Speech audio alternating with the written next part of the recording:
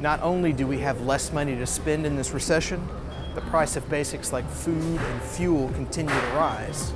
In the Great Depression, prices actually fell. That's deflation.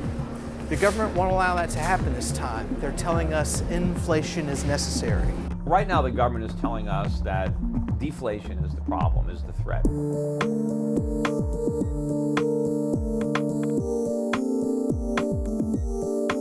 And we need to create inflation. And as the signs of that inflation become more obvious, at first the government's going to claim victory. Aha, we won.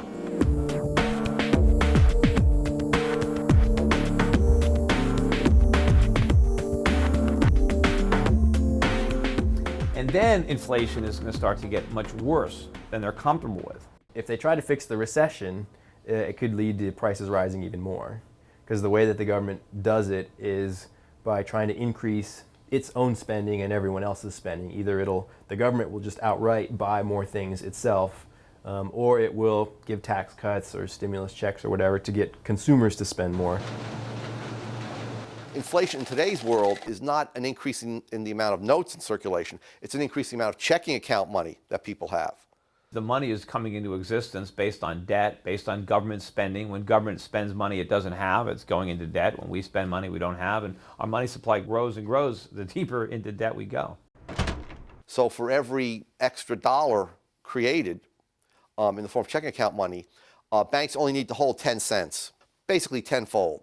So if the Fed, for example, creates $1 billion of new money and injects it in the banking system, once it's loaned out via a system of banks, it becomes $10 billion of new money.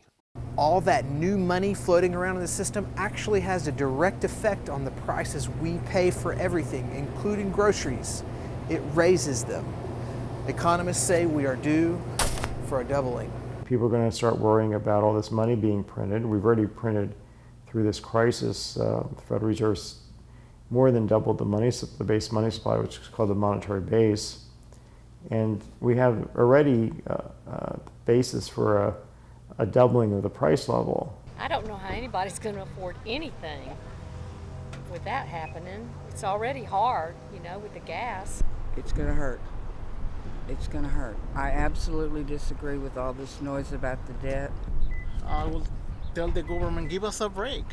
We always want prices to be better and to be able to afford the things that we used to not be able to afford. What's the payoff? If we fix the problem now, but then we have to pay higher prices in the future, how are we better off from that? The increased demand for products from government or consumers leads to prices going up. So if you have a problem where inflation is an issue and you're trying to fix a recession, you could fix the recession, but you're going to get even more inflation on top of that.